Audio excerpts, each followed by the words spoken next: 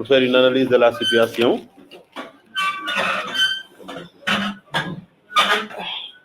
Merci, vous avez la parole. mbooloo mi maa ngi leen di nuyu maa ngi rafetlu bu baax jotaay bi tey di remercier journalistes yi ñëw yu suñu tey di remercier tamit ñi ne fi ñëpp fekkee conférence de presse bi ñu teg ngir waxanteeg sénégalais yi ñaari fan ay ñetti fan ci gannaaw le 3 janvier dañu bindoon benn bataaxal boobu ñu bind ko sénégalais yi bind ko tam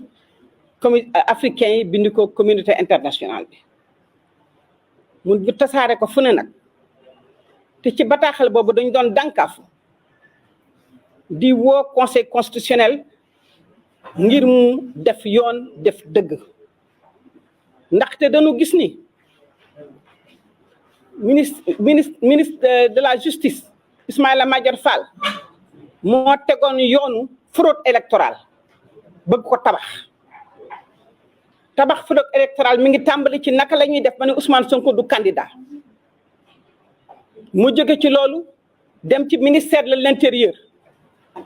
bi nga xam ne bi ni war na tëdd njaaxandaay te ci yoon warul sax yore élection ndax bu ngeen xoolee ni Abdou Diouf comme Ablaye Wade dañu nangu woon jël personnalité indépendante jël ko ni ko jëlal nga jiite élection yi ngir élection yi aw yoon Macky Sall ñu laaj ko mu ni duma ko def mu jël ministère de l'intérieur boobu direction générale des élections jël dooleem takk jëb ju borom ni Ousmane Sonko du fi jëlee kayitu parrainage ñu jóge ci loolu ñaari juge moo tax damay wax patriote bu leen xaddi ndax amoon na temps ñu bare découragé ni dootul am mais ñaari jugement moo taxaw Ziguinchor ñu dem cour suprême avocat dégg nga procureur général bi atte ni wax ni Ousmane Sonko dañ ko war a dugalaat ci liste yi ñu dem tribunal de Dakar ñu joxaat ko ay droit ñu ni nag bi boobaa nag ñu bind conseil bind ni conseil constitutionnel addinaa ngi lay xool addinaa ngi lay déglu tey jii le 5 janvier c'est un jour J bés bu am solo la ci décision bi ngay jël mu doon décision boo xam ne bi ñëpp a ngi lay xaar ñëpp a ngi lay déglu ngir nga def dëgg topp jugement yi nga xam ne teg nañ ko nga topp jugement yooyu def dëgg mais tey ñun conseil constitutionnel daf nu bett ndax jàppoon nañ ni bu xamee ne Macky Sall jeexal na mu xam sénégalais yi fan la ñu teg Ousmane Sonko sénégalais yeeg jeunesse beeg góor ñeeg jigéen ñeeg mouvement yi fi ne ñëpp teg kii la ñu bëgg mu suñu candidat mu war a taxaw ni kon damay bàyyi peuple sénégalais ñu tànn ki nu bëgg ma atte dëgg mais ñu jox ko ay dossier mu fexe ba ñu jàpp dossiers yooyu di ko lajbat ndax ubbi dossier boo xam ne dañ ko tëj candidat bu ne nga bàyyi ko mu indi mandataire mu représentant mu taxaw nga ubbi yow Ousmane Sonko nga ubbi dossier am ci gannaawam ñëw naan leen dafa manqué te mu leer la ni yow dossier koy yi comme ni ko président Habib waxee benn dossier manqué wu fi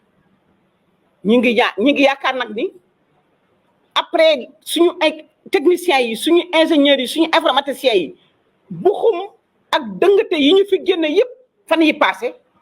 dakk yaakaar nañ conseil constitutionnel dinañu toogaat xam ni fii kenn mënu fi nax kenn mënu fi jaay doole kenn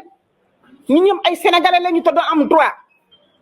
te sénégalais ba jale bu ne da nga am droit wu tànn ki nga xam ne kii mu nga bëgg mu nekk sa président en 2024 le 25 février 2024 te kooku conseil amul droit di ko xañ sénégalais yi amul droit di xañ sénégalais yi Ousmane Sonko nekk candidat ndax tegu ko fen surtout nag bi nga xamee ne am na ñoo xam ne ñaari candidat lañu nekkuñu ci fichier bi te bàyyi nañ leen ñu jot ay kayit ba taxaw tey Sénégal conseil constitutionnel waroon na def histoire ñeenti candidat ñi ngi ci prison ñeent ay junniy nit ñi ngi ci prison bi kon tey dañ ko doon xaar feneen fu dul di boo ay police naan ñi génnal te teguñu ko fen kon nag ñi ngi koy ñaan juróom-ñaari attekat yi juróom-ñaari juge yi nga xam ne wax ji jeex na ñoom ñoo dese mbir mi ñu def dëgg jox Ousmane Sonko li nga xam li mooy droit am wane na firnde yëpp wane na preuve yëpp ñàkk nag bañ a ubbi nga xam nga ne amuloo loo wax warul tere ubbi dossier yi nañu ubbi dossier yi te ñu def yoon man nag dama nekk koo xam ne kii booba mois de juillet ba léegi maa ngi waxanteeg bitim réew waxanteeg africains yi ci institution africaine yi muy commission de l'homme des droits de l'homme et des peuples def nañu résolution le 4 août 2023 di dànkaafu Macky Sall di dànkaafu état Sénégal nee nañu def dëgg nañu bàyyi dóore bi nañu bàyyi reye bi nañu bàyyi teggi yoon bi nañu respecter constitution sénégalaise te nañu bàyyi Ousmane Sonko mu nekk candidat mu nekk tamit ay kuréel yu dul jeex ci àddina bi taxaw bind ko wax ko duma leen nommer mais ñooñu ñëpp tey ñu ngi xool Sénégal mais nag ñu ngi leen di wax ne rek bind rek dayatul tey taxawaay moo de dégg naa ñu ne Union européenne ñi ngi préparé ñëw fi mais ñi ngi leen di wax ne Union européenne mu ngeen fi ñëwee na ngeen fi ñëwu dëgg ak taxawaay duñu nangu kenn di ñëw ba jour scrutin nga ne aw mbir yi aw la yoon élection processus la élection dañ koy tàmbalee fa candidat yi di taxaw ba bisu vote ak fa ñu natte fa ñu wàññee kon nag bu dee ñoom dañuy ne dañuy xool képp ku ne da ngay xool ngay institution africaine ngay président indépendant ngay état tàmbalil xool li xew Sénégal tey nga ŋaañu ko ba ñuy dégg ko loola Sénégalais yi di xaar dinaa ci sànni rek ay baat ci anglais. I would like to really state here to the international community what is really going on in Senegal right now. We have been communicating with several governments, human rights organizations, international institutions, independent leaders about the situation we are living right now in Senegal. With thousands of people in jail, with 4 candidates in jail, including the leader of the opposition, Ousmane Sonko. We have been in a process that has been set in motion for electoral fraud. Electoral fraud has been set in motion in Senegal,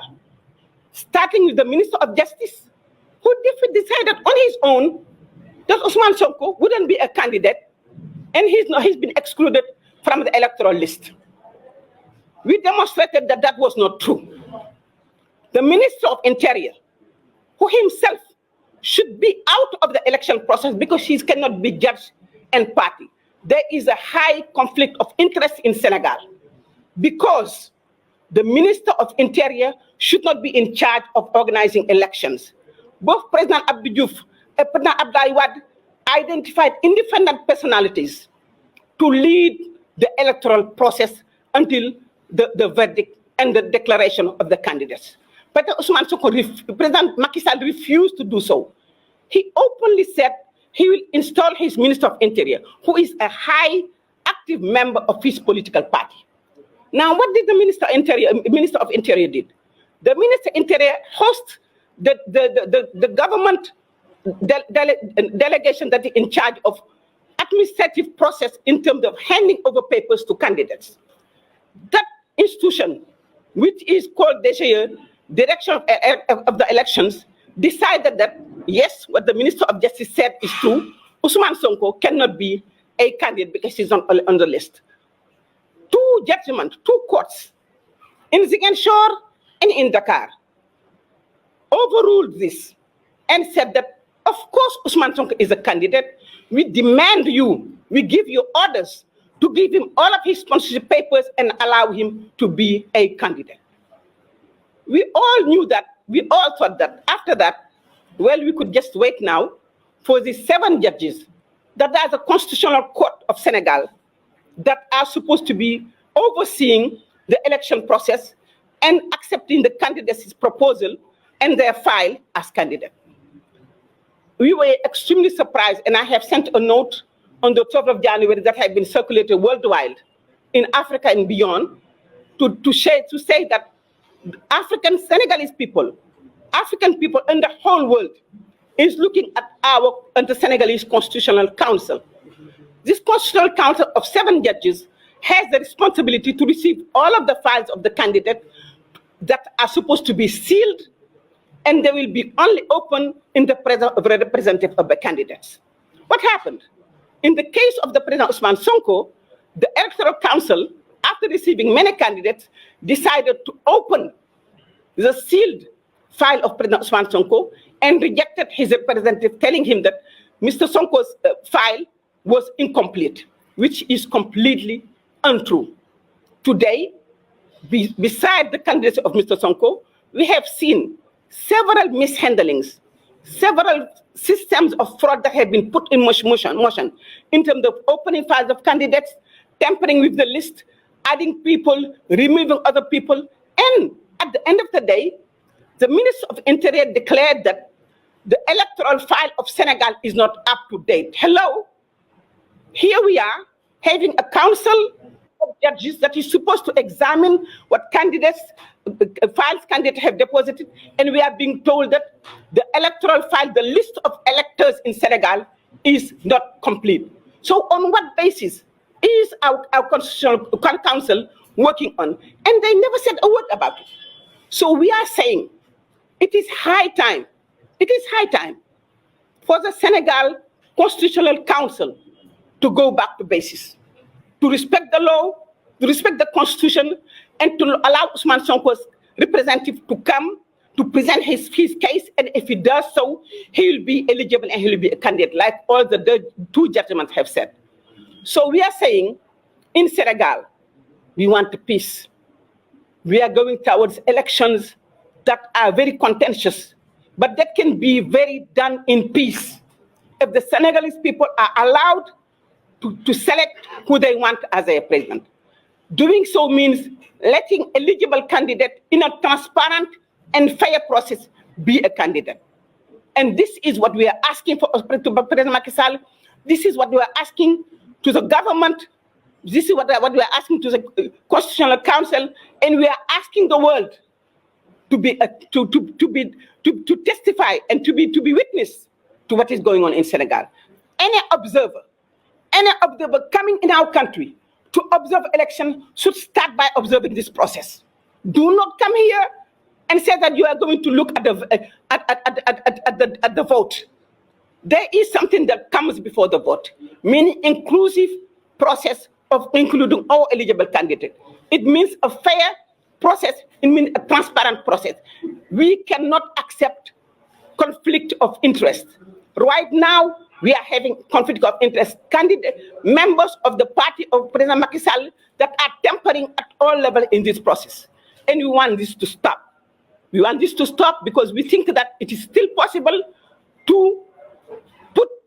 these judges under their responsibility and for them to do the right thing. I would like to really thank you for listening and hope that everyone will come and watch Senegal and tell the President Macky Sall that it is time for him to leave and go continue his own life. Thank you very much. Thank you very much, President Yacine. You're very welcome. Thank you. Alors nous allons poursuivre après Yacine le docteur Mohamed Tété Diédhiou mooy ñëw waxtaan ak yéen également ci analyse boo xam ne moom la ci def luñ ci bëgg a wax rek moom mooy que ni force de défense et de sécurité moo xam police la ak gendarmerie